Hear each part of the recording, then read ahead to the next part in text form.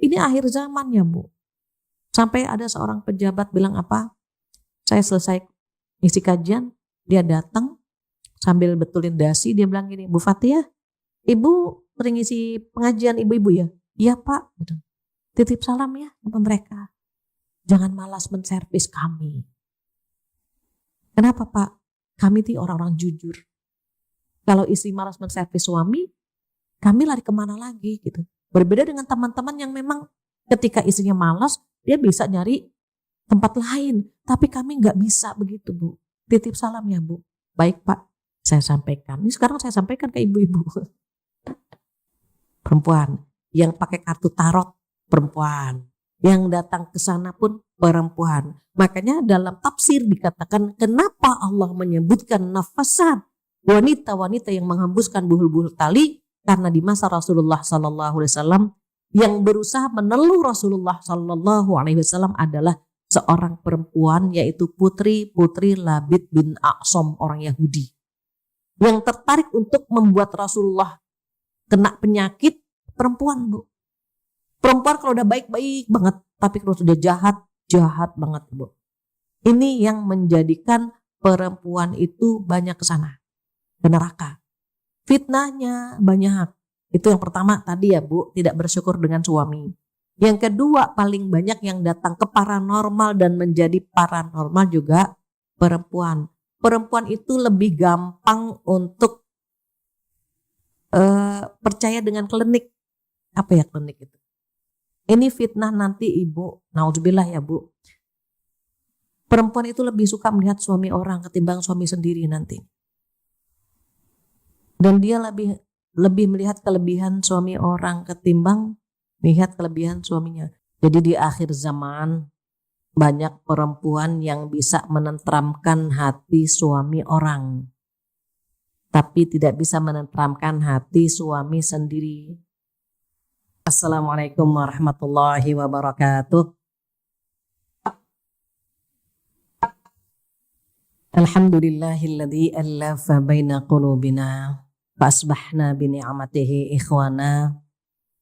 Asyhadu an la ilaha illallah wahdahu la syarikalah wa asyhadu anna Muhammadan abduhu wa rasuluh la nabiyya ba'dah. Yang kita hormati bersama Ibu Ambar Retnowati SPD sebagai Ibu Kepala Desa Bojongkulur. Saya berkenalan ya? Oh enggak ada. Baik. Dan yang kita hormati bersama Ibu Dewi Setyowati, Ibu Ketua MT Al-Falah Sakura Regency 2, di mana?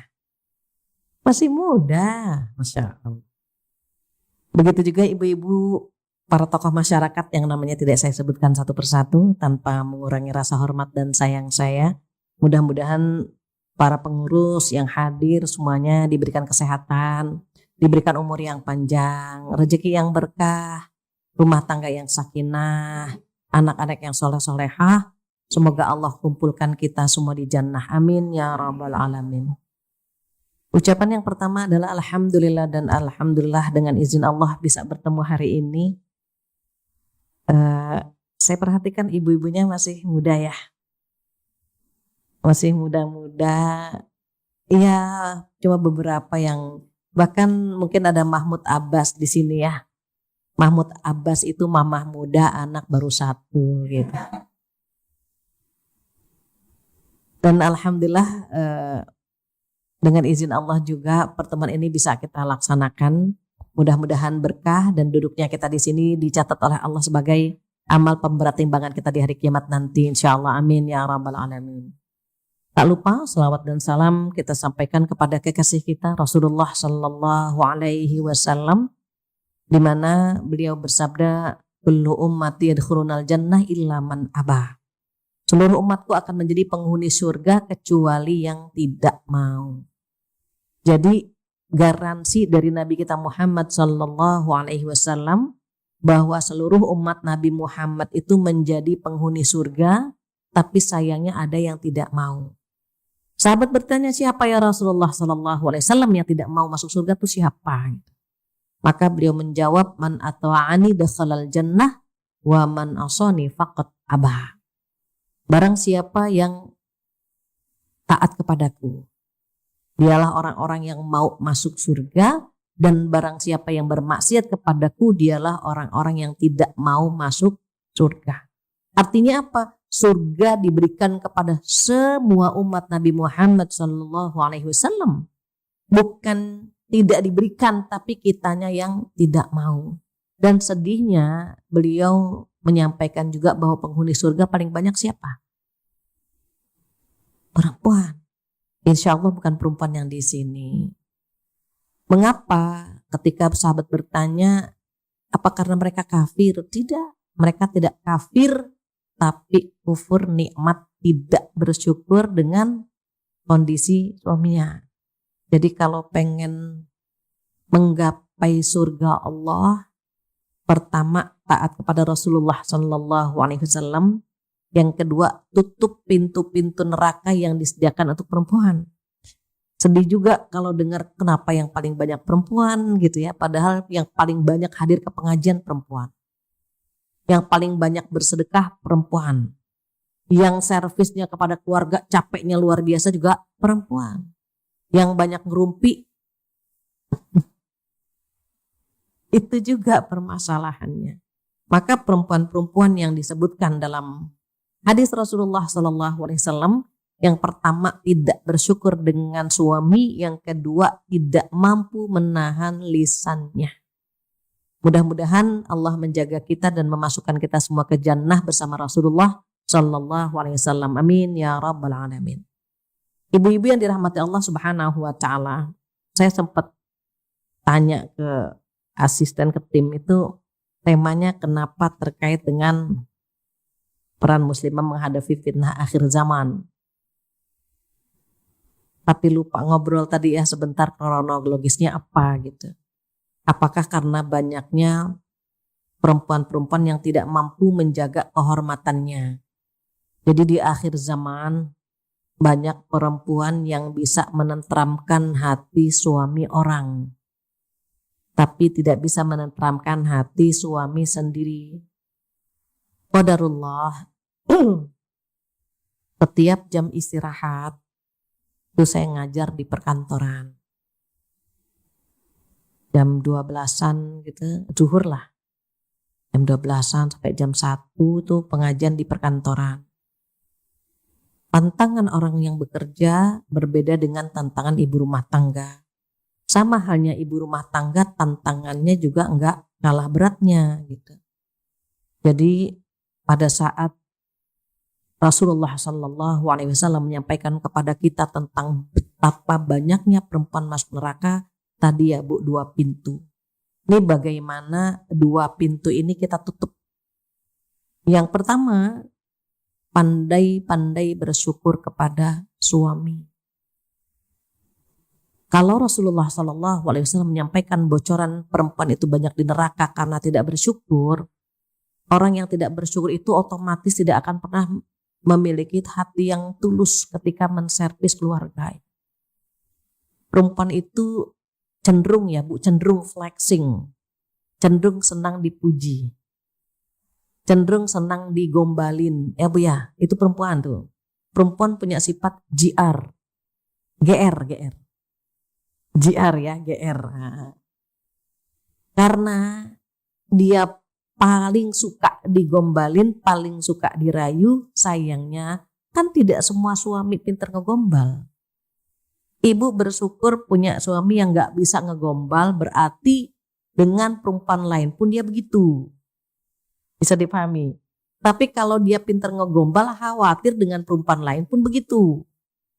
Bersyukur dua-duanya. Yang gak bisa ngegombal, bersyukur itu peluang kita tuh Bu untuk ngegombal dia. Dulu putri Rasulullah SAW yang bernama Fatimah Bu, pinter banget menyenangkan hati suaminya. Fatimah sempat berkata begini, ya Ali, dulu aku pernah kagum dan simpati kepada seorang pria. Kenapa kata Ali? Dia tawadhu, dia alim, dia zuhud, dia rajin ibadah. Dan dia begitu kuat keimanannya. Terus Ali bertanya, kemana pria ini sekarang? Pria ini sekarang ada di hadapanku. Keren kan Bu? Keren banget. Masa kita kalah sama putri Rasulullah Shallallahu Alaihi Wasallam? Kalau beliau bisa membahagiakan hati suami, berpandai-pandailah. Berusahalah untuk menyenangkan hati suami. Sesekali boleh Bu bilang sama suami, ayah, ibu beruntung ya punya suami kayak ayah. Ayah tuh 3T. Udah takwa, tampan, tajir gitu Bu. Nanti dia akan bilang, ayah juga beruntung punya istri seperti ibu. Ibu tuh wanita 3S. Sorihah, sabar, cantik gitu. Wah, senang banget kita dibilang cantik. Cantik tutur kata kita, cantik perilaku kita, cantik hati kita. Dan itu untuk menyatukan hati. Menyatukan hati, jujur kita sholat 5 waktu. Kalau sholat duhur 5 atau 10 menit saja, setannya banyak banget Ibu. Itu ibadah yang 5 menit, setannya banyak. Bayangkan pernikahan itu puluhan tahun, berarti setannya sudah beranak pinak.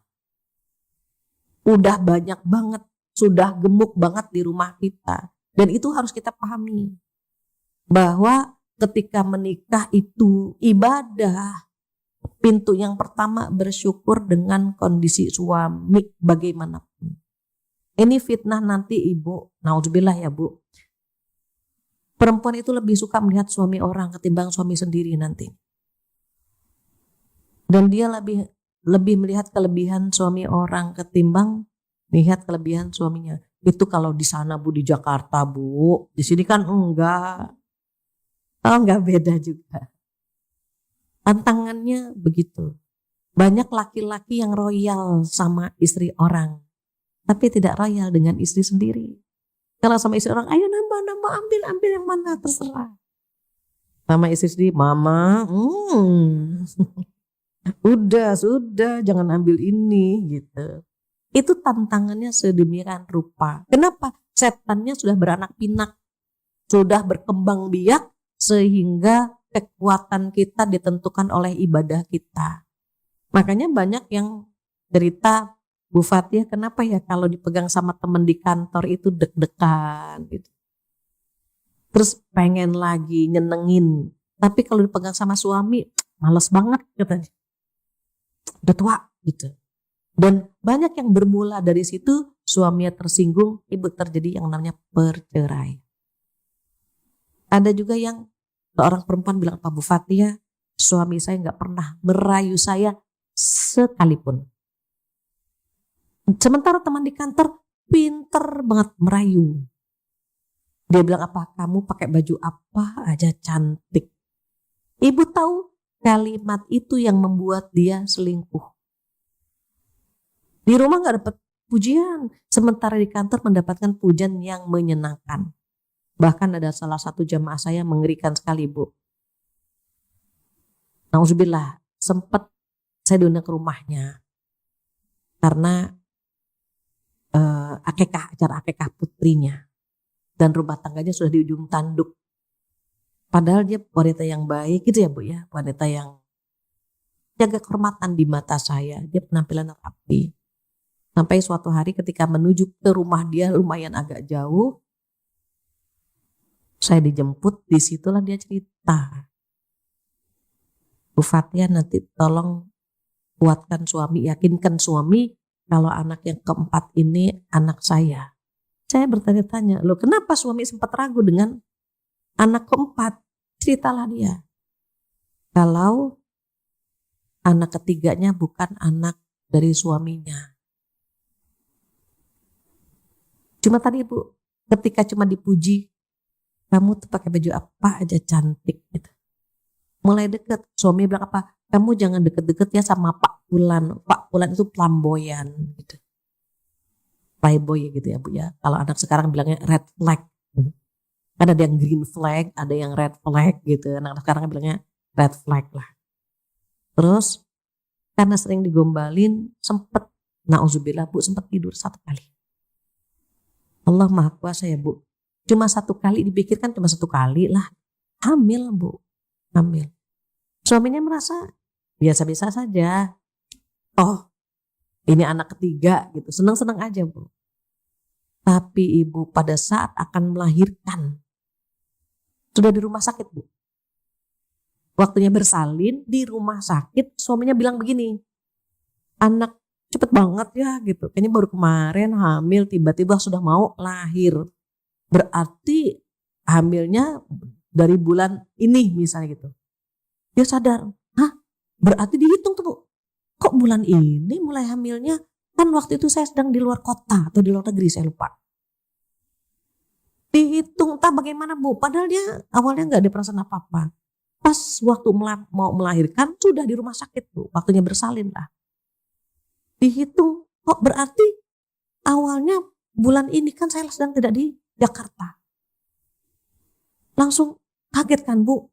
Disitulah istrinya bersimpuh, mohon ampun, minta maaf, dipegang kaki suami.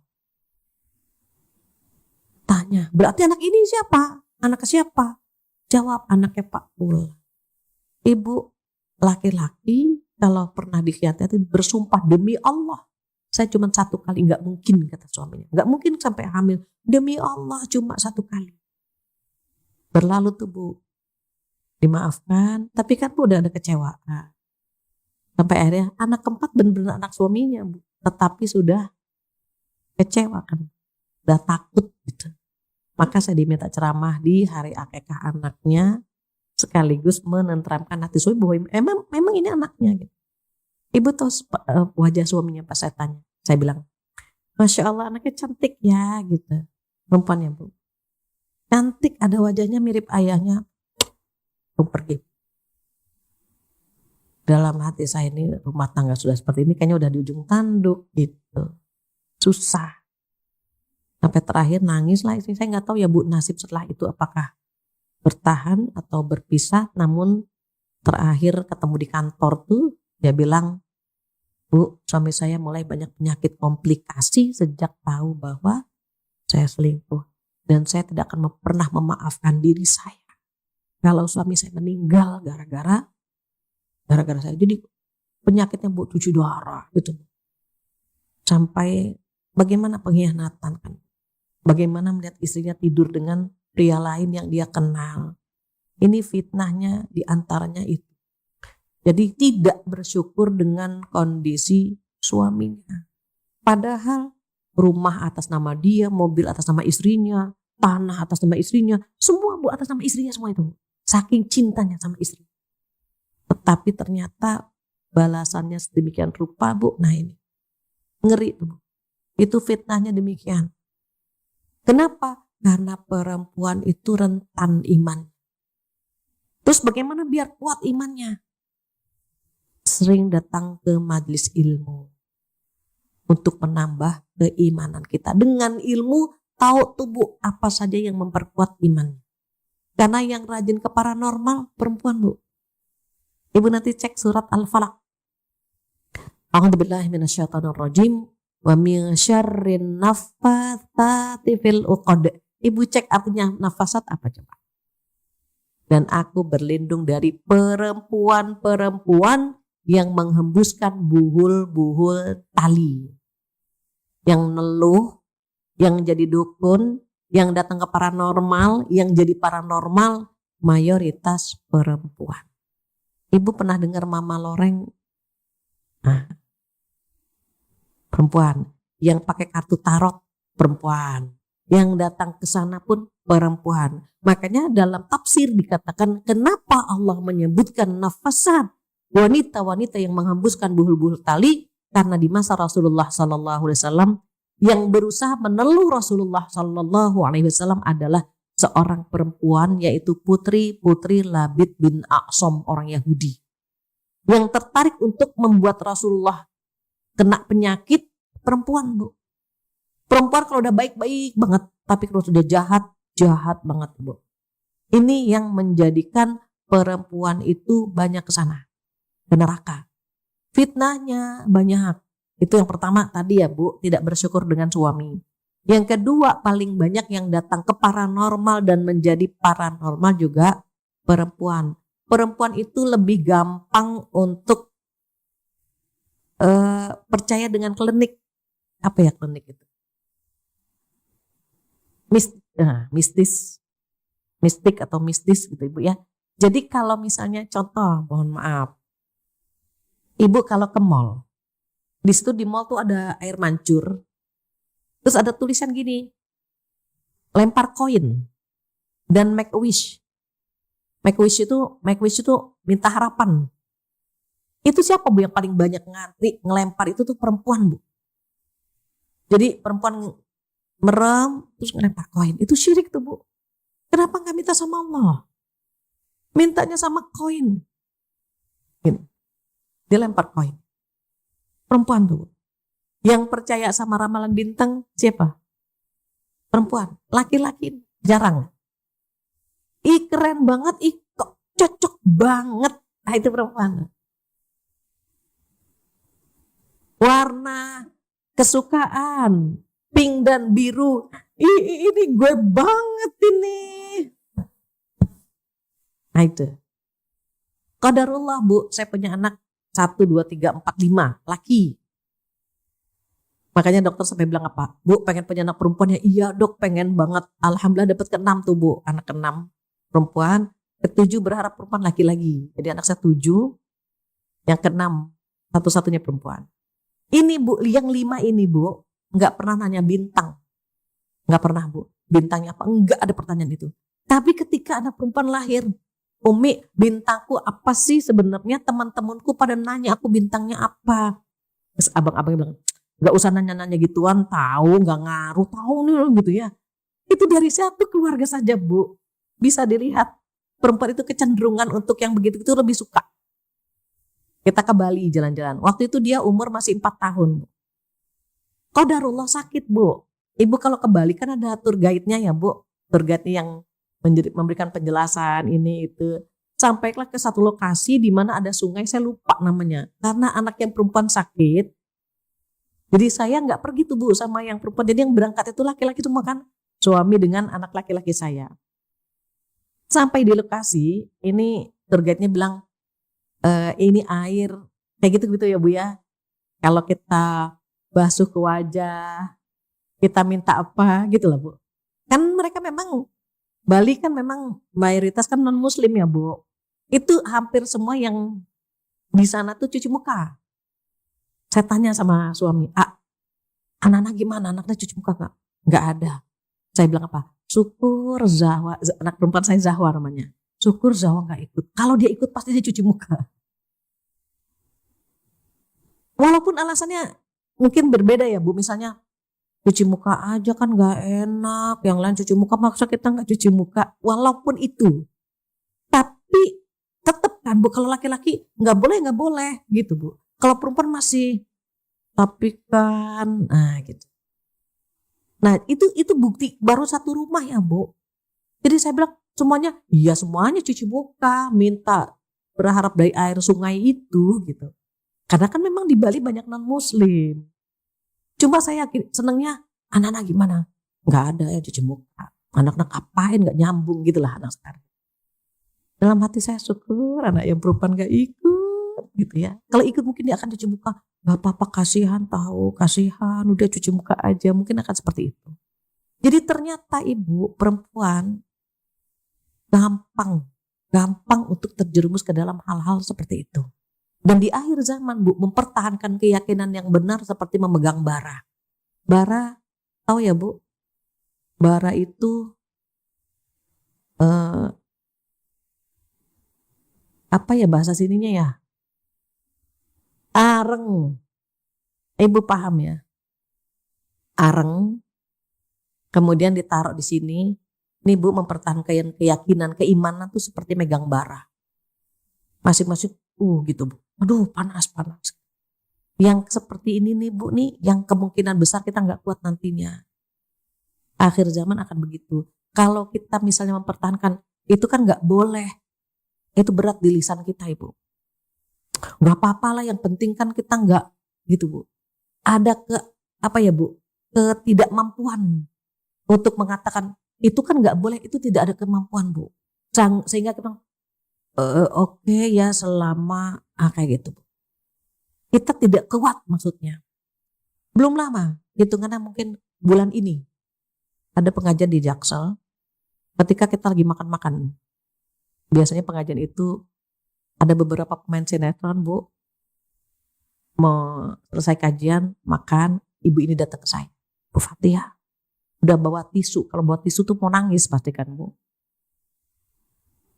Bu Fathia, kalau anak nikah sama beda agama gimana ya? Saya tanya, anak ibu laki apa perempuan? Perempuan. Saya larang, haram gak boleh, gak betul kan Bu? Betul, bagus Bu, saya bilang. Tapi dia tahu saya tidak menyetujui, akhirnya dia lewat jalur belakang Bu. MBA, married by accident Bu. Dia berzina. Biar direstui sama orang tuanya. Hamil Bu anak ini. Apa kata ibunya? Nah, ibu akan terima kamu apa adanya, yang penting kamu tinggalkan laki-laki itu, gitu ya Bu. Kamu pilih mama atau pilih dia? Apa jawabannya?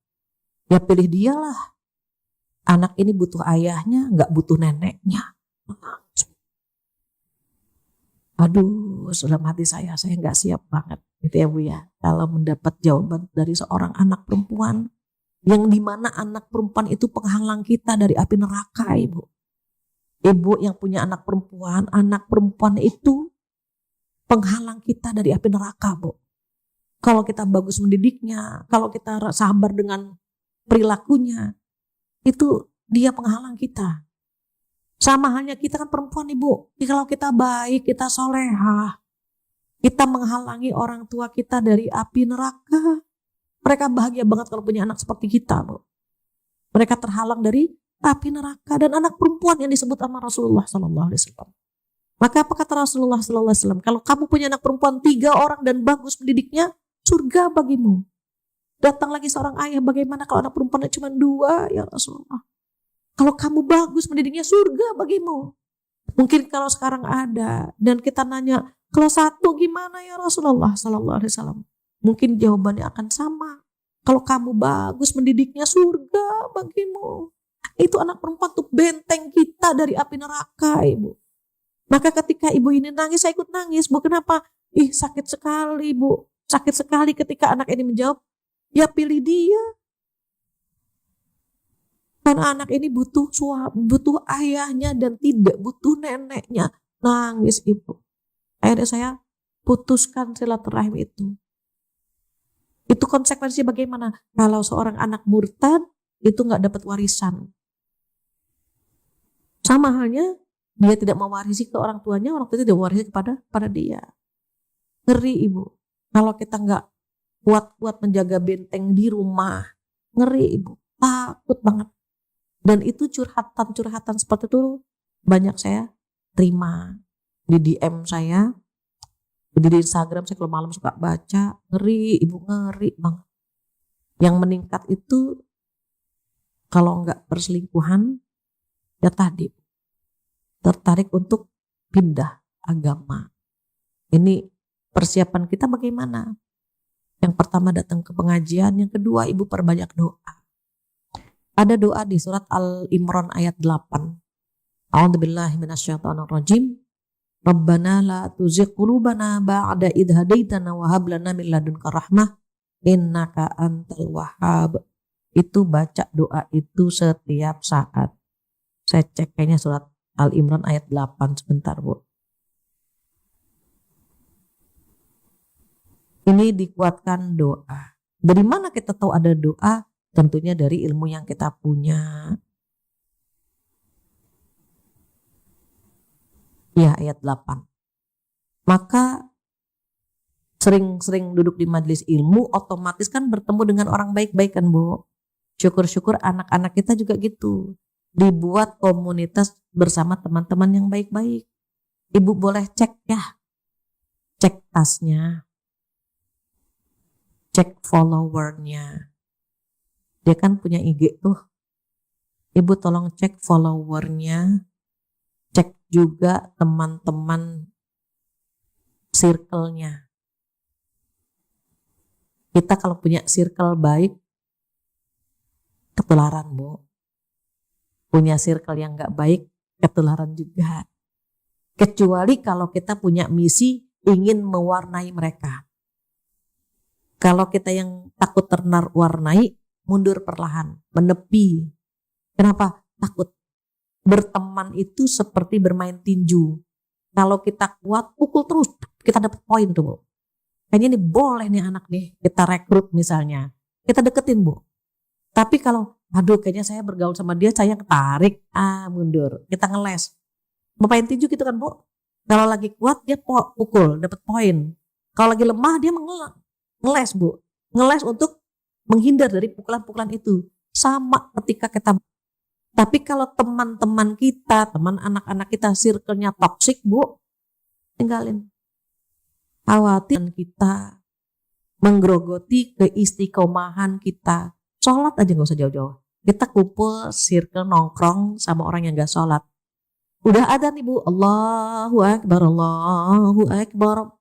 Kita tengok, gak ada yang komentar tentang sholat. Gitu kan, Bu? Gak ada yang ngingetin sholat, gak ada yang ngomong kita sholat di mana. Beda kalau kita kumpul sama orang baik-baik. Kedengaran azan, Bu, Allahu Akbar, Allahu Akbar. Pasti ada yang nyeletuk. Enaknya sholat di mana ya? Itu. Sholat dulu yuk. Ada kok di lantai sekian, di mall ini ada musolanya. Kan enak ya, Bu. Tapi kalau kita makan-makan, nongkrong-nongkrong, tengok-tengok, aduh. Saya pernah berada di circle itu, Ibu. Kan sebelum tua begini kan muda dulu kayak ibu-ibu kan. Muda lah. Kalau 40 ke bawah kan kita circle-nya masih aneka ragam ya, Bu. Kalau udah 40 ke atas, mulai tuh cari circle yang baik. Temen, tapi kita ngukur tuh, Bu. Ngukur lah. Saya punya temen, Masya Allah cantik banget, Bu. Punya parah cantik, rambutnya panjang, bodinya tuh Bu kayak tikungan nagrek, Bu. Liku-likunya gitu. Setiap orang lihat dia, itu gak cukup sekali, pasti ngeliat lagi. Sayangnya apa? Rokoknya kuat. Rokoknya kuat. Suatu hari kita jalan-jalan ke Beijing, terus dia bilang apa?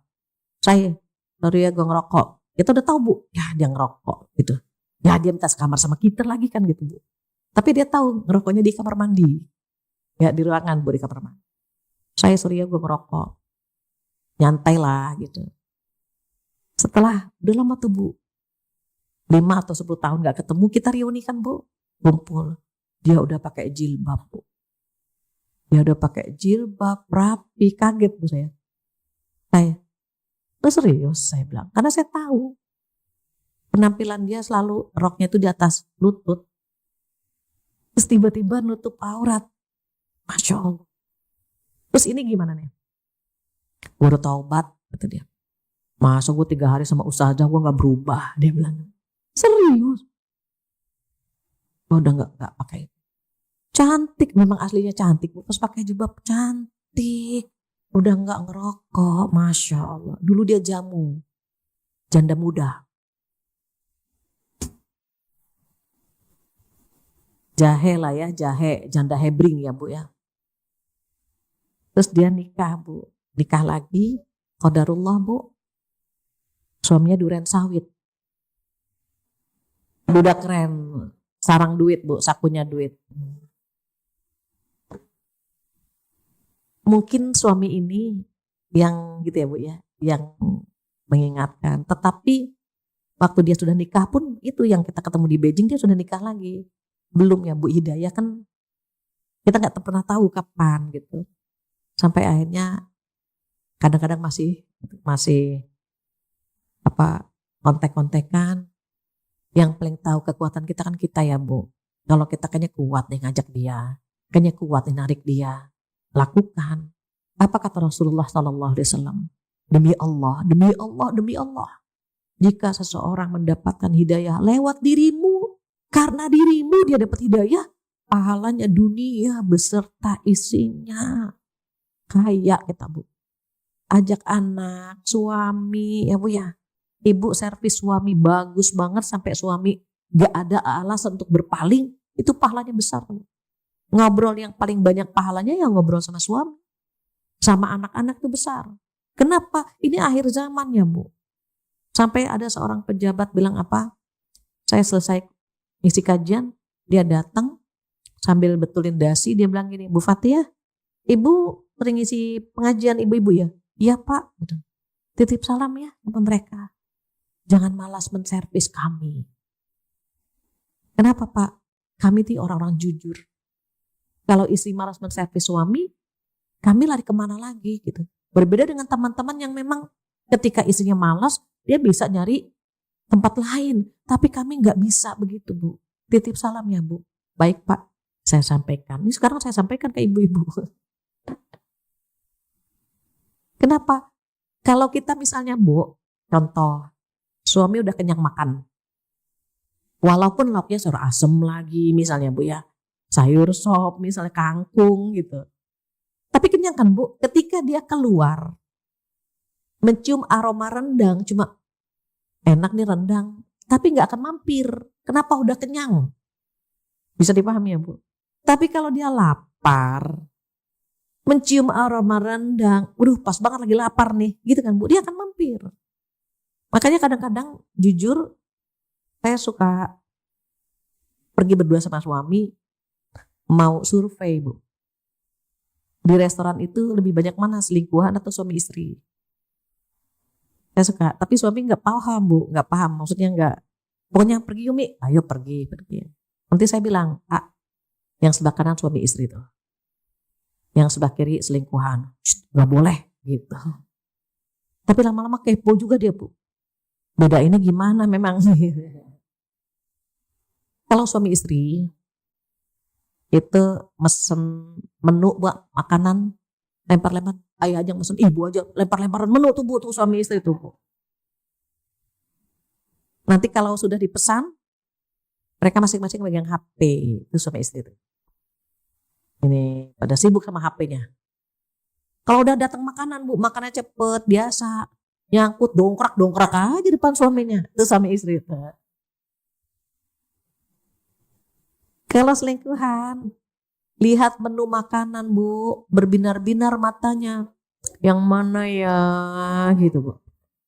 Manja, capek Bu ngeliatnya Bu, capek. Diatur kan Bu, duduknya, bicaranya, diatur bagaimana biar tetap menarik gitu Bu. Terus nanti udah dipesan nih Bu, nggak ada yang megang HP.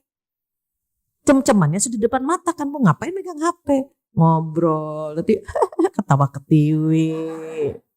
Beda banget tuh. Makannya lama. Kenapa lama? Setiap satu suapan Bu, baru satu suap. Lap, bulu capek ngeliatinnya Bu. Kalau suami istri makannya cepet Bu. Kita kan makan cepet aja, nggak ada jaim-jaiman kan Bu. Dongkrak aja. Mereka makannya lama, baru satu suap gitu. Nanti nyangkut, nggak depan mereka Bu. Ke toilet dulu, sorry ya, ke toilet dulu. Bersihin, pakai lipstick lagi, duduk lagi diatur. Capek ngeliatinnya Bu. Makanya saya bilang kenapa yang begitu tuh banyak. Itu kan Bu, nyaman. Karena menikah itu tidak sesederhana rumah makan. Kalau rumah makan sederhana, tangganya nggak banyak. Kalau rumah tangganya banyak, dari yang kecil, yang sedang, sampai ke atas kan Bu. Makanya godaannya besar. Terus gimana caranya? Biar kita sama-sama saling menguatkan nih Bu, di rumah, anak kita, pasangan kita, banyakin ngobrol-ngobrol yang bisa menautkan hati. Awalnya ngobrol yang ringan-ringan saja Bu, baru yang sedang, terus berat. Ada yang banyak tanya gini, Bu Fatia kenapa sih kalau ngobrol sama suami bawaannya berantem lu? Gimana sih Bu biar akur sama suami gitu? Saya bilang jalan-jalan juga berantem Bu, katanya. Makan-makan, saya bilang makan-makan berantem juga Bu, milih menu. Saya bilang itu setannya gemuk amat ya, sampai kemana-mana kita diajak berantem gitu kan Bu. Apa kata Rasulullah SAW? Dia bersabda gini Bu, khairukum li ahli, wa ana khairukum li ahli. Sebaik-baik kalian adalah yang paling baik kepada keluarganya. Dan aku adalah orang yang paling baik kepada keluargaku, kata beliau. Jadi kita servis Bu, servis suami, servis anak-anak. Dan nanti akan kembali ke kita Bu kebaikannya. Contohnya tadi misalnya, gimana ya biar suami senang ngegombalin. Ikutin jejak putri Rasulullah SAW. Dan Rasulullah itu pandai merayu, Bu. Makanya Aisyah dipanggil Humairah kan, Bu. Yang pipinya kemerah-merahan. Enggak dipanggil sah, Aisyah. Enggak, Bu. Humairah dipanggilnya, Bu. Sama misalnya sesekali kita bilang sama suami, ayah bisa munduran dikit enggak? Kenapa? Gantengnya kelewatan gitu. Kan seneng. Ibu ngaji pasti ditanya posisi di mana, gitu kan, Bu. Kita pergi itu suami selalu nanya posisi di mana, pulang jam berapa, gitu kan, Bu. Nyantai aja jawabnya. Posisi di mana? Masih di gitu ya, Bu ya. Macet seperti hati ibu kejebak hati ayah gitu. Ini kita iya sebentar, kan jadi perang, Bu. Posisi di mana? Kapan pulang? Iya sebentar, cepetan anak udah berantem kan, Bu. Tapi kalau misalnya posisi mana? Gitu. Kadang-kadang di hatimu, kadang-kadang posisi di mana? Di sini macet seperti hati ibu yang kejebak hati ayah gitu. Tak kasih lope-lope tuh, Bu. Ada bibir macam-macam kok, bibir mingkem, bibir mangap, ada mungkin. Gratis tuh Bu ngiriminnya, Bu. Yang kayak gini-gini tuh itu pahalanya besar. Ibu di luar sana tantangannya banyak. Udah gajek tuh gak jelas, Bu. Gajek banget, Bu. Kadang-kadang huruf S itu hilang, Bu, diganti sama C. Bilang terima kasih, maaci bapak, maaci gitu. Nanti bapaknya ikut cama-cama. Gak jelas banget, Bu. Dan itu jadi makanan sehari-hari. Padahal kata Allah di surat Al-Ahzab apa? Fala takhda'na bil qaul. Kata Allah, jangan dilenjel-lenjikan jika bicara dengan pria lain. Kalau sama suami sendiri boleh, ibu mau cadel, mau pelok, mau gagap, boleh. Pahala semua, Bu. Mau melewat, mau apa, pahala semua. Tapi kadang-kadang kita kan terbalik ya, Bu. Suami pulang, baru pulang, Mas. Jam berapa kan baru pulang. Suami tetangga pulang, baru pulang, Pak. Kan gajek banget, Bu. Jangan. Sama suami manja, Ibu. Sama suami orang jangan. Itu di dalam surat Al-Ahzab itu etikanya tuh banyak banget. Biar kita bisa menjaga kehormatan. Sekarang, Bu, bukan hanya karyawati, bukan hanya orang kantor, komplek pun sama, ujiannya sama, Bu. Bahkan seorang ustadz cerita, suaminya pulang dari kantor, agak malam, nyenyak tidur kan, Bu, pulang tidur nyenyak, jam 2 dicari istrinya nggak ada. Ternyata, nauzubillah, Bu, istrinya sedang tidur sama tukang keliling, tukang somai yang biasa. Tidur, Bu, berzina, Bu. Kok bisa?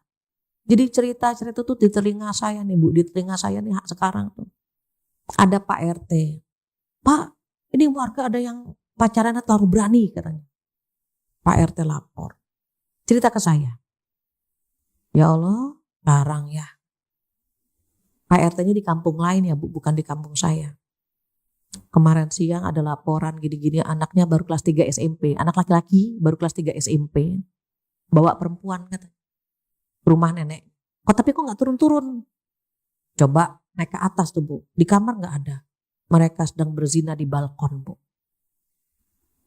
Akhirnya kata Pak RT, astagfirullah. Pas dibuka horden, astagfirullah. Itu blue film, bener-bener gak pakai busana sehelai pun, Bu. Yang perempuannya kelas 1 SMA, yang laki-lakinya kelas 3 SMP. Belum lama. Dan anak ini, Bu, rajin banget setelah subuh ke masjid. Ibunya panik, Bu. Shock banget ibunya. Anak ini anak baik-baik. Anak ini anak nurut. Gak mungkin dia melakukan ini. Pak RT bilang, ya kalau anak baik-baik ngapain bawa perempuan coba ke rumah neneknya. Ibu jangan nyalahin perempuannya saja. Anak ibu juga yang bawa kan gitu. Itu, Bu, belum lama 3 SMP. Kalau ibu punya anak, punya cucu masih SD gitu, Bu, SMP, tolong cek tasnya ya, Bu ya. Itu bentuk perhatian kita. Cek Dia nyimpen narkoba atau tidak, nyimpen kondom atau tidak, nyimpen pil KB atau tidak. Karena ya kondisinya seperti itu. Dulu Bu, sekarang anak saya udah hampir 30 tahun Bu.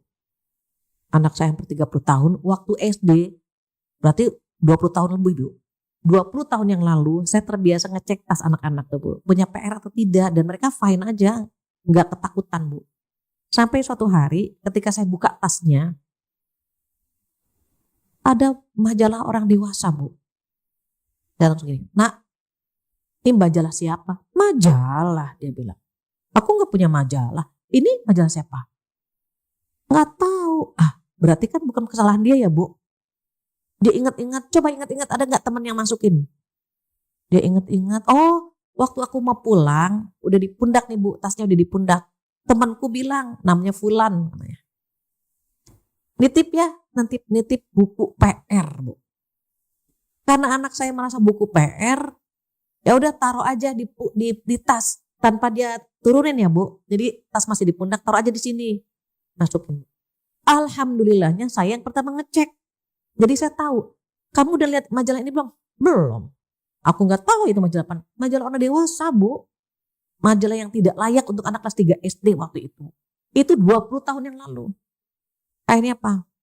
Bilang sama temenmu ya, ambil buku PR-nya di Umi Abi. Sejak itu Bu, teman itu sering ke rumah Bu, teman anak saya itu Bu. Sejak itu Bu, dia nggak pernah lagi datang ke rumah. Kenapa? Tahu kita pasti akan marah gitu. Itu 20 tahun yang lalu. Sekarang Bu, orang tua sekarang anak SD bilangnya apa? Ibunya, "Bu Fatia, saya kaget loh Bu, di tas anak saya, anak perempuan Bu, ada pil KB gitu." "Hah, pil KB?" Anak SD Bu. Bahkan saya baca di salah satu surat kabar Bu. Saya lupa ya Bu, anak ini kelas 2 SMP atau kelas 6, saya lupa. Umur 12-13. Anak ini masih umur 12-13. Sama ibunya itu pacarnya dibawa ke pengadilan dengan tuduhan pemerkosaan. Apa kata anak ini? Mama norak deh. Ngapain mama bawa-bawa dia ke pengadilan dengan tuduhan pemerkosaan? Orang kita menjalankannya suka sama suka, kata anak. Enggak bisa, kamu di bawah umur, kata anak. Berarti dia telah gitu ya Bu ya. Apa kata anak ini? "Gak usah lah Ma, orang aku sudah tidur dengan 5 pria berbeda selain sama dia. Mama mau ngapain? Kalau mama mau bawa dia ke pengadilan, 5-5-nya dibawa juga. Orang aku sudah tidur dengan 5 pria berbeda Ibu." Saya bacanya, ya Allah, ini anak kita tantangannya luar biasa. Jadi kadang-kadang perlu ngobrol ya Bu.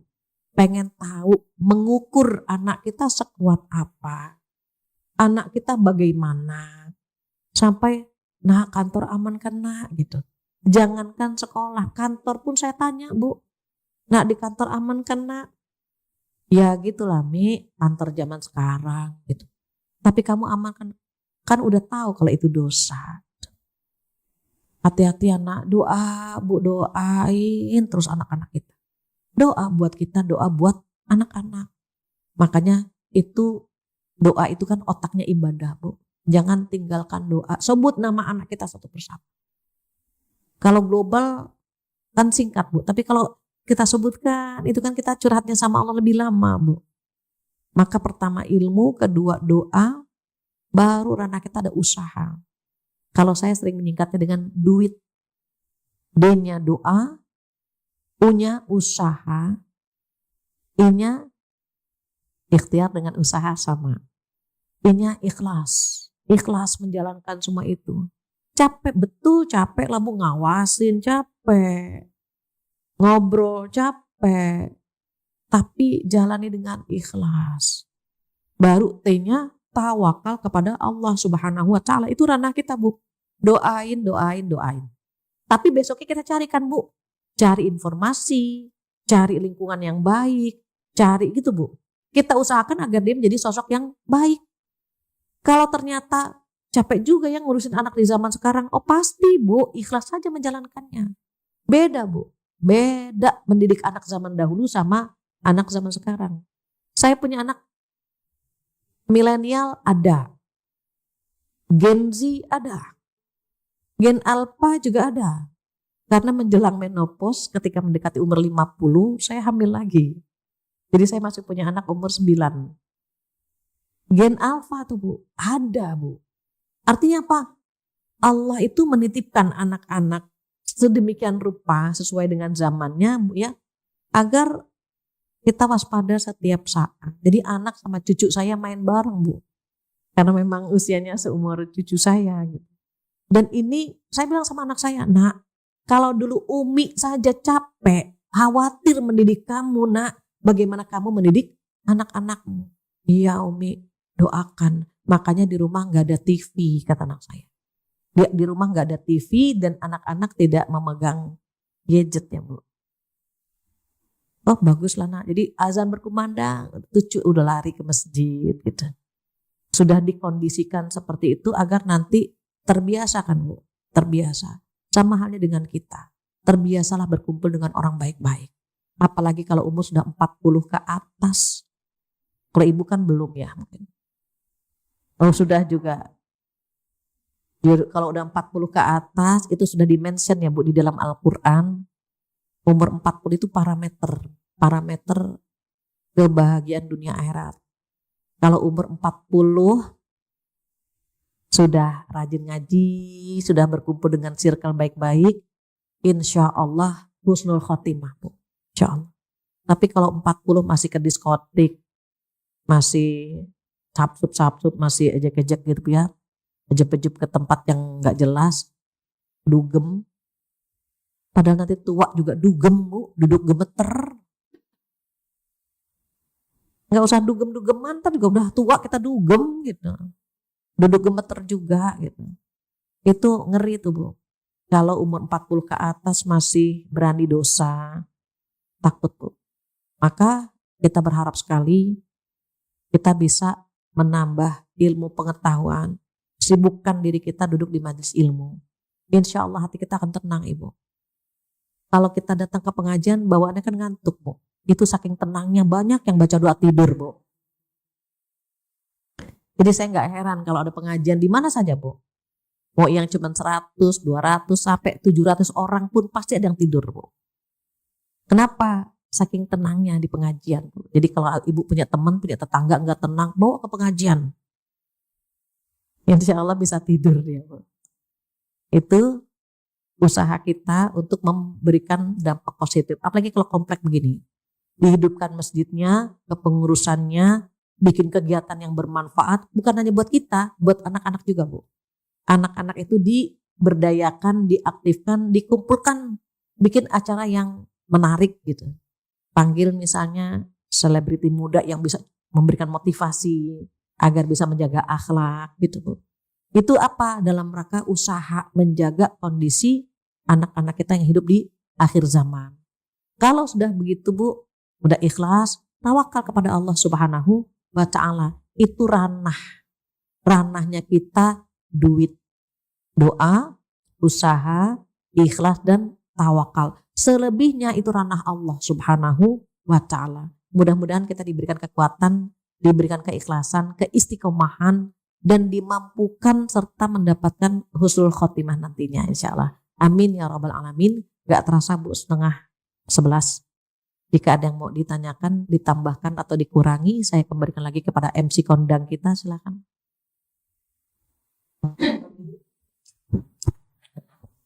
Alhamdulillah, Masya Allah, tabarakallah. Terima kasih. Kalau boleh saya panggil Umi Fathia, biar lebih akrab. Banyak sekali yang bisa kita petik dari paparan Umi tentang bagaimana peran kita. Semoga kita bisa mengambil ibrah. Dan kita bisa berperan. Kalau boleh saya simpulkan, tadi Umi sudah menjelaskan bagaimana kita harus bersikap.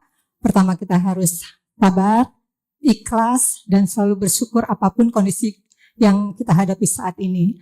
Kemudian juga peran kita, jangan lupa duit, doa, usaha, ikhlas, dan tawakal. Semoga barusan ilmu yang kita dengar dapat kita praktekkan dalam kehidupan kita sehari-hari. Barangkali ada jemaah yang ingin bertanya, dipersilahkan. Ya, Berapa ya pertanyaannya kita batasi? 3. Pertama ya, Bu Bat, silakan. Assalamualaikum warahmatullahi wabarakatuh. Waalaikumsalam warahmatullahi wabarakatuh. Ustazah, saya mau tanya mengenai yang anaknya menikah dengan non-muslim. Kebetulan saya ada pernah kejadian, jadi anaknya menikah dengan non-muslim. Tapi orang tuanya memang sudah mengikhlaskan. Setelah itu Boleh ibunya tanya anaknya laki apa perempuan? perempuan. Setelah itu ibunya meninggal, Ustazah. Dan tiba-tiba ini anak perempuannya datang dan memeluk mayat ibunya. Sedangkan dia kan non muslim, udah masuk itu. Itu hukumnya gimana ya, Ustazah? Baik. Ya, terima kasih. Wassalamualaikum warahmatullahi wabarakatuh. Waalaikumsalam. Nih, ada lagi tadi lagu B? Ayo silakan.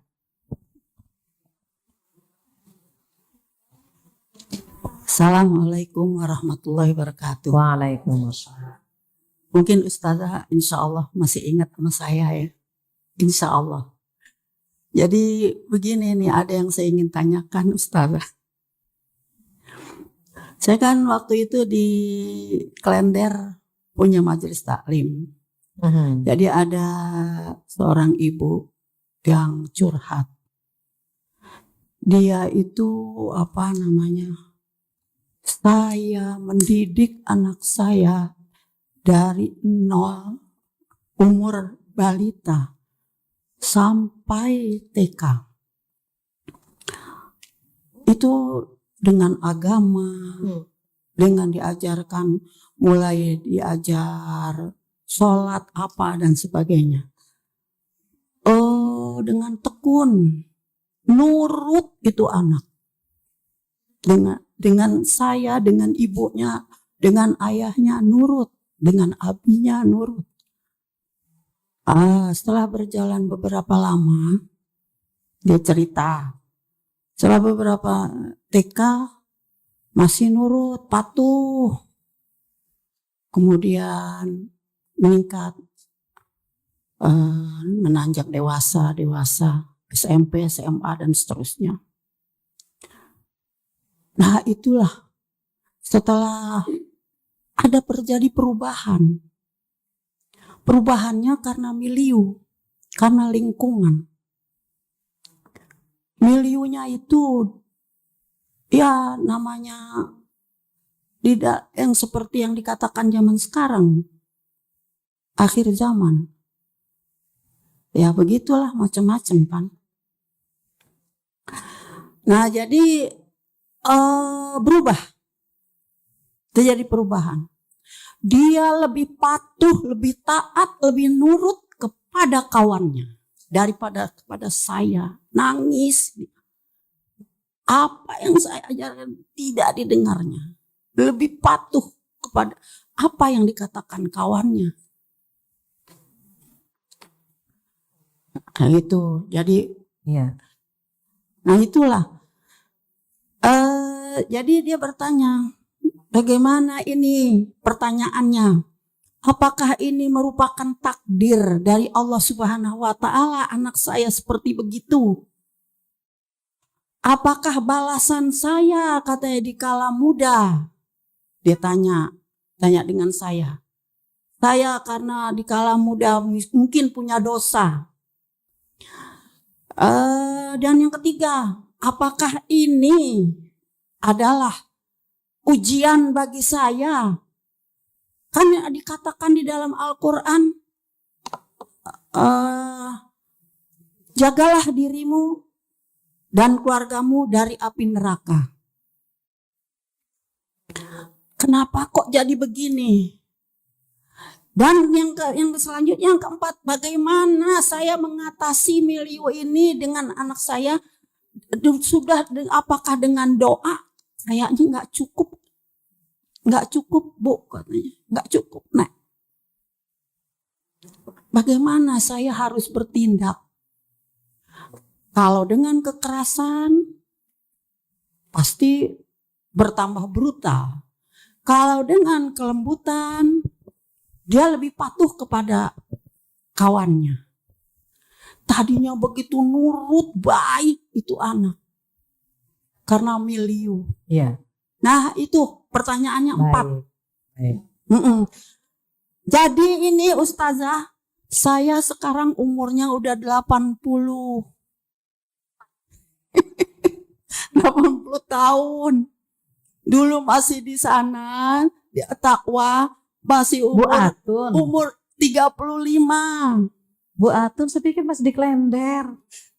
Jadi sekarang saya sudah di Nusa Indah. Ibu sekarang tinggal di sini. Tadi saya pengen berpikir nih, Bu Atun, oh bukanlah, kan Bu Atun di Klender. Masa di sini ada Bu Atun?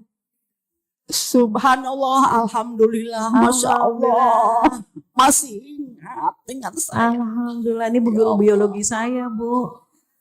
Waktu di pesantren. Alhamdulillah. Tadi saya pas ketemu, kok kayak Bu Atun ya?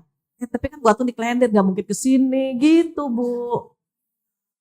Oh, udah pindah, Masya Allah.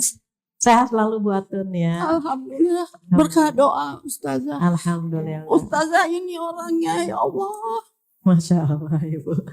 sama dengan guru, dengan pimpinan, apa namanya, Masya Allah. taklimul muta'alimnya dipakai. Alhamdulillah, kan Ibu yang Ustazah, ngajarin.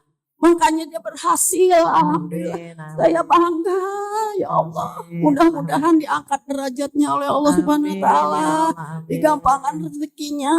Amin, amin, amin. Alhamdulillah bisa mendidik anak-anaknya. Amin. Udah pada jadi, alhamdulillah. Alhamdulillah. Saya juga alhamdulillah anak cucu saya udah ada yang di tahfiz Quran, udah ada yang ngajar, udah ini. Alhamdulillah pada tahfiz Quran. Jadi Rion ini Bu saya. Alhamdulillah.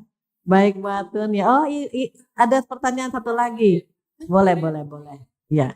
Iya, tadi Ustazah sempat nyinggung sama suami itu banyak ngobrol ya, Bu Betul. Ustazah. Kadang-kadang mungkin karena perempuan, Ya. jadi ngobrolnya tuh kadang-kadang emang kelewatan gitu, Bu Ustazah. Entah dari awal yang kita ngomongin si ini yang gitu kan, anaknya ini ibunya tuh di sini kerja. Maksud saya tuh kalau kita ngobrol sama suami itu termasuk si gibah itu nggak sih Ustazah? Sedangkan kita kan termasuk yang tadi kan yang tidak bisa menahan lisannya ya. Ya.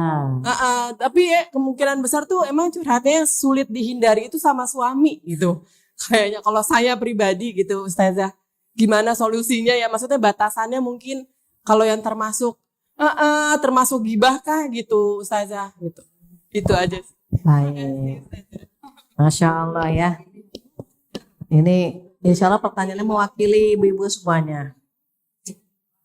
Yang pertama, Ibu mohon maaf jika ada tetangga, saudara yang nikah dengan beda agama dan apalagi dia perempuan ya, dia muslimah nikah dengan beda agama, maka saat dia menikah berarti dia seperti orang berzina. Karena haram hukumnya, haram menikah dengan beda agama berarti seperti dia berzina. Begitu. Terus bagaimana ketika ibunya sudah melepas anaknya, dilepas, sudah dianggap bukan anaknya lagi, otomatis nggak bisa dapat warisan dan tidak bisa diwalikan, kan begitu. Ketika ibunya meninggal sekedar memeluk nggak apa-apa, tetap darah dagingnya kan ibunya udah meninggal. Waktu masih hidup aja boleh pelukan kan. Kita meluk anak kita boleh kan? Boleh-boleh saja. Saya terkadang, mohon maaf Bu, kalau ada jamaah yang unik ya, jamaah saya unik-unik. Ada yang belum pakai jilbab, ada yang belum sholat, ada yang kadang-kadang masih unik-unik lah. Ya sengaja saya peluk malah. Saya peluk sampai, malu ibu saya nggak pakai jilbab. Loh nggak apa-apa, emang kenapa? Tetap kamu tuh anak didik saya gitu. Tapi sebulan lagi kamu kayaknya pakai jilbab deh, saya bilang gitu. Betul Bu, gak lama dia pakai jilbab, dia ngaji, dia sholat. Gak apa-apa, peluk. Justru pelukan itu menghangatkan dan pelukan itu bisa memberikan kekuatan. Boleh jadi ketika dia meluk ibunya, dia bisa dikembali lagi kepada agama Islam kan gak mustahil. Jadi boleh-boleh saja. memeluk, yang nggak boleh kan pelukan sama beda jenis kelamin, Bu. Kalau sama non muslim boleh, yang nggak boleh sama yang bukan mahram begitu. Berharap malah beliau itu balik lagi ya, doakan agar kembali lagi ke dalam agama Islam. Ini cerita saja Bu, karena kita perlu merekrut ya Bu. Dulu almarhumah ibunda saya itu punya tetangga itu depan-depanan gini. Beliau kan punya ada musola kecil depan-depanan. Setiap Ramadan dia bilang sama tetangga depan, "Ci, ntar malam mulai taraweh. Kalau Ci mau sholat di rumah udah mau kena ya Ci." "Iya Bu Haji." Iya Ci, ntar malam mulai tadarusan. Kalau Ci mau ngasih teh atau pisang goreng ya kasih ibu aja gitu. Selalu begitu. Masya Allah ibu. Saya ke Pakistan. Terus adik saya cerita, "Kak, tahu nggak Kak? Bu ini gitu ya. Masya Allah, mu'alaf sekeluarga dengan 4 anaknya. Yang diajak ngomong, yang diajak tuh ibunya saja. Tapi ketika dia masuk Islam, suaminya sama 4 anaknya keangkut masuk Islam menjadi mu'alaf. Cuma ngajak gitu aja." Saya bilang, ya Allah itu dapat pahala kan dunia beserta isinya. Kalau 1 orang, ini 6 orang. Jadi yang memu'alafkan almarhum ayah, senang kan Bu? Apa? Dia tetap berbuat baik dengan non-muslim. Boleh jadi kebaikan kita ini membekas kan gitu. Jadi ibunda saya Masya Allah Bu, tipe-tipe yang menjauhi konflik lah. Even beda agama, karena yang beda agama ini tidak aktif. Kan ada yang non muslim aktif ya Bu. Kalau dia memang gak aktif, jadi toleransinya tinggi, justru diajaknya kebaikan terus. Mau patungan kurban gak misalnya, yang kaitannya dengan agama kita itu justru diajak terus sama beliau. Akhirnya apa? Ya mu'alaf dengan 4 anaknya, jadi gak apa-apa gitu. Yang kedua Bu Atun, jazakumullah ya Ibu sudah membimbing saya. Saya pikir tadi ketemu Bu Atun tuh, kok jadi kayak Bu Atun, tapi nggak mungkin kan Bu Atun di Klender. Ibu Masya Allah sehat selalu ya Bu. Beliau guru biologi saya waktu di At-Taqwa, Nur Ali. Tapi setelah saya ke Pakistan nggak dengar. Kenapa? Iya Insya Allah di akhir. Kalau punya anak, usah diatur. Gini Bu, anak tahapannya kata Ali 3 kali 7 nih Bu. 0 sampai 7 tahun jadikan dia raja. Capek di badan. Nyuapin, ngejar-ngejar, mandiin, capek Bu. Begadang, bikin susu, kocok-kocok gitu ya Bu ya. Nanti 7 tahun kedua kata Ali jadikan dia tawanan. Didik disiplin. Sholat 5 waktu, nutup aurat, itu 7 tahun kedua tuh. Itu capeknya di mana? Di hati. Karena dia mulai mengatakan tidak mau. Nah sholat, tar, ditembaklah kita. Matilah kita Bu. Mandi, tar. Ntar semuanya Bu. Capek banget sampai, ya Allah nah, itu capek di hati tuh Bu. Nah 7 tahun ketiga, jadi 7 tahun pertama, 7 tahun kedua, 7 tahun ketiga dan seterusnya, jadikan dia sahabat kita, diajak ngobrol, dimintakan pendapat gitu Bu. Diajak diskusi sehingga dia merasa dihargai. Karena dia sahabat kita, ya diajak ngobrol, dirangkul, even dia sudah besar Bu, kadang-kadang butuh dicium, dipeluk, dihargai. Capeknya di mana kalau sudah 7 tahun ketiga? Di pikiran. Mikirin sekolahnya, mikirin kuliahnya, mikirin pasangannya. Belum lagi nanti mikirin gitu ya Bu. Nih rumahnya di mana, itu orang tua sedemikian rupa. Terus capeknya ini nih Bu, kadang-kadang berhasil, kadang-kadang kurang berhasil. Kalau nggak berhasil apakah kita berdosa? Boleh jadi itu ujian. Ibu tengok surat At-Taghabun ayat 14. Di ayat itu dikatakan a'udzubillahi minasyaitonirrajim ya ayyuhalladzina amanu inna min azwajikum wa auladikum aduwwan lakum fahdharuhum. Wahai orang-orang yang beriman, sesungguhnya sebagian sebagian pasanganmu dan anak-anakmu musuh bagimu. Kenapa dikatakan musuh? Apa yang ada di kepala kita berbeda dengan apa yang di kepala dia. Apa yang kita mau, dia nggak mau. Yang kita nggak mau, dia malah mau. Mulai itu Bu tuh lingkungan tuh main kuat-kuatan dengan lingkungan, maka sering-sering disapa, ditanya, dipeluk, dicium. Syukur-syukur ibu sering belai ini nih Bu nih. Ini nih Bu, di ubun-ubunnya itu ada garis trauma Bu. Lap, usap gitu. Gitu. Kenapa anak ini pernah punya masa trauma Bu? Dia pengen cerita sama kita nggak ada. Dia pengen bangga tentang prestasinya dia, kita nggak ada. Jadi dia tuh merasa, mamaku tuh nggak pernah ada ketika aku ingin nangis, ingin cerita, ingin berbagi, mama tuh nggak pernah ada. Terbentuk garis trauma di sini yang harus kita usap tuh Bu. Mama, gitu. Anak kandung itu bisa tuh hilang garis traumanya. Kalau anak kandung. Kalau anak mertua, saya nggak tahu. Pasangan kita kan anak mertua Bu. Nah, kalau anak mertua tuh saya nggak tahu. Karena ada yang bertanya, Bu Fatia, suami saya pernah punya masa lalu. Punya trauma. Kira-kira bisa dihapus nggak? Nah itu dia, saya nggak tahu kalau anak mertua. Yang saya tahu anak kandung. Jadi kalau sudah di masa-masa seperti itu, tubuh main kuat-kuatan. Kuatan doanya, kuatan perhatiannya. Memang di masa-masa 7 tahun ketiga dia lebih percaya sama temannya. Makanya kita periksa temannya siapa. Sekarang kita punya IG, Facebook, Twitter, apapun.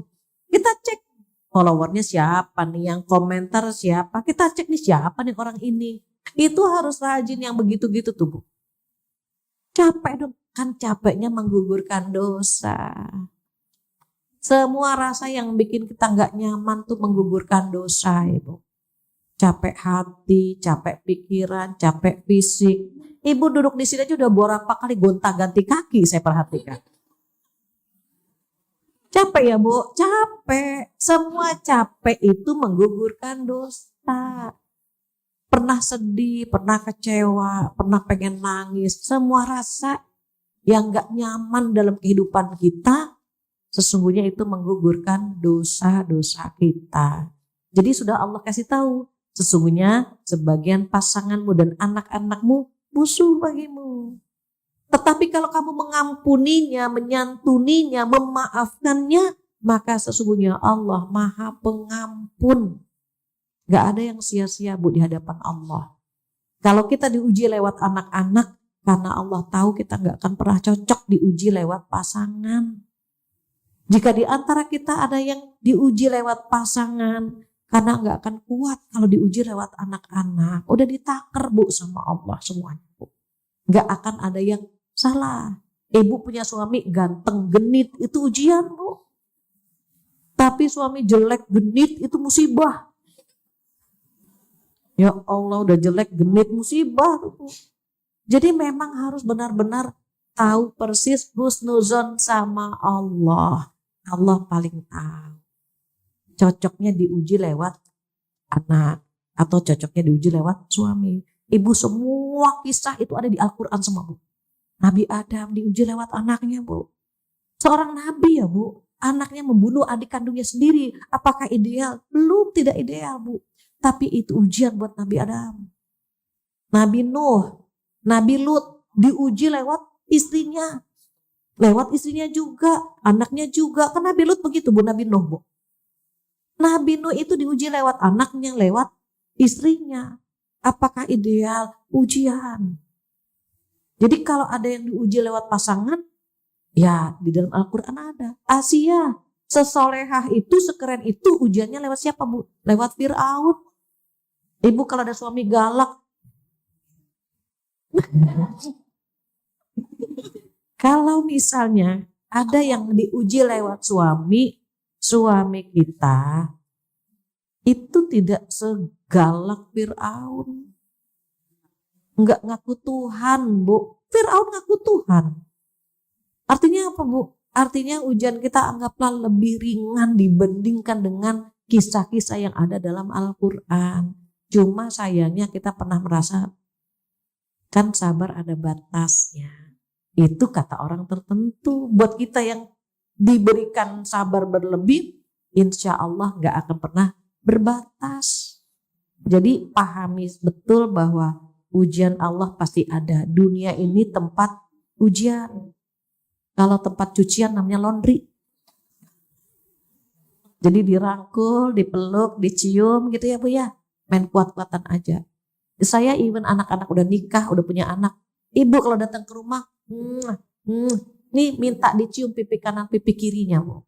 Kenapa? Menguatkan, menenteramkan. Dan mereka pasti merasakan Bu, pelukan ibu itu lebih kuat ya Bu, hubungan batinnya gitu. Dan itu akan ada kekuatan tersendiri. Kalau sama suami dipeluk lain lagi kan Bu gitu. Jadi memang harus Bu, nyatu ya Bu, hati dengan lisan kita kepada anak-anak kita. Terus bagaimana kalau ngobrol sama suami suka gibah? Lah itu justru ujiannya di situ. Gimana kalau ngobrol sama suami yang bikin kita tuh happy, seneng. Ngobrol berbeda dengan ngomongin orang. Ngobrol tuh Bu tentang kita, tentang anak-anak, tentang planning kita liburan Desember mau kemana. Itu ngobrol tuh. Kalau ngomongin orang namanya bukan ngobrol, ghibah. Apa sih arti ghibah? Ghibah itu artinya menyebutkan kekurangan, membicarakan kekurangan orang lain yang kalau orang itu dengar merasa malu atau marah. Gitu ya Bu? Dia malu, ih kamu kok ceritain itu, kan aku malu. Itu ghibah Bu. Tapi kalau bikin dia senang gak ghibah Bu. Kan gak ada misalnya, Bu itu baik banget. Terus dia marah gak? Ya enggak lah. Siapa yang bilang saya baik? Orang saya gak baik. Kan gak ada. Gak ada kan Bu orang dibilang baik. Misalnya Ibu Atun tuh baik. Bu Atun pasti gak marah. Pasti insya Allah, alhamdulillah gitu ya Bu. Ibu kalau dibilang gini, jamaah di Regency 2 itu soleha semua. Seneng kan Bu? Amin. Ada yang marah gak? Siapa bilang saya soleha? Enggak kan Bu? Jadi ketika membicarakan keburukan orang lain, kalau dia malu atau marah, itu ghibah. Terus sahabat bertanya, walaupun yang kita bicarakan yang sebenarnya, itulah ghibah, menceritakan yang sebenarnya. Kalau bukan yang sebenarnya, namanya fitnah. Jadi kadang-kadang susahnya kita ngobrol sama suami, jadi menceng tuh Bu. Jadi ngomongin tetangga, ngomongin gitu. Tapi kalau membicarakan kebaikannya, nggak apa-apa. Rasulullah SAW itu mendengarkan kisah Aisyah tentang 11 temannya, 23 temannya, didengerin. Kenapa? Karena perempuan itu dalam waktu 1 hari mengeluarkan 20.000 kata. Kalau belum 20.000 kata tuh badannya meriang semuanya. Laki-laki hanya 7.000. Makanya laki-laki ngomongnya sedikit. Jadi kalau misalnya kita capek ngomong, seneng ngomong gitu. Ngomong aja, tapi jangan ngomongin orang, berbeda tuh. Jadi kalau misalnya laki-laki cuma diem, suami itu lebih banyak yang ikut aliran kebatinan, tekanan batin dia. Dosanya makanya sedikit Bu, laki-laki itu. Kalau mulai dialihkan, kita beralih, aduh kenapa jadi ngomongin dia ya? Balik lagi Bu, kita puji dia. Bu ini kemarin sombong banget misalnya gitu ya. Terus kita balikin sebagai penutup. Memang kekurangan dia ini gitu ya Bu ya. Tapi dia punya kelebihan dermawannya gitu. Langsung kita tutup. Dan itu yang khilaf ya Bu. Gak boleh direkayasa. Ya bagaimana kita ngejelekin dulu. Nanti kita tutup. Nah itu gak boleh. Yang penuh dengan rekayasa gak boleh. Ini yang khilaf ya Bu. Yang kita ngobrol, aduh kok tiba-tiba jadi ngomongin dia, khilaf kita. Astagfirullahaladzim, emang sih dia begini, tapi ya Allah kelebihannya banyak banget. Nah itu, jangan ayah kita ngomongin dia sebentar, nanti kita tutup dengan memujinya, nggak boleh. Jadi itu berarti dosa yang direkayasa. Nah hal-hal seperti itu harus saling mengingatkan. Kalau suami ngomongin orang lain, kita yang mengingatkan. Kalau kita yang ngomongin orang lain, suami yang mengingatkan. Yang menjadi masalah gak ada yang mengingatkan. Karena lupa semuanya, lupa menikmati semua. Kalau sudah begitu tadi, pertama dipuji kelebihannya. Yang kedua, ibu setiap habis ngobrol begitu ditutup dengan doa kafaratul majlis. Ayah, tadi kita ngomongin orang, mari kita tutup dengan doa kafaratul majlis. Iya, biar majlis itu, obrolan itu diampuni sama Allah Subhanahu wa Ta'ala. Demikian ya, gak terasa jam 11 sudah. Mudah-mudahan apa yang kita dapatkan hari ini bermanfaat. Jika ada kesempurnaan milik Allah saja, kekurangan dari saya mohon dimaafkan. Insya Allah kita dimampukan oleh Allah Subhanahu wa Ta'ala mengamalkannya. Demikian kita tutup dengan doa penutup majlis bersama-sama. Subhanakallahumma wa bihamdika syahadu an la ilaha illa anta astaghfiruka wa atubu ilaik. Wabillahi taufiq wal hidayah. Assalamualaikum warahmatullahi wabarakatuh.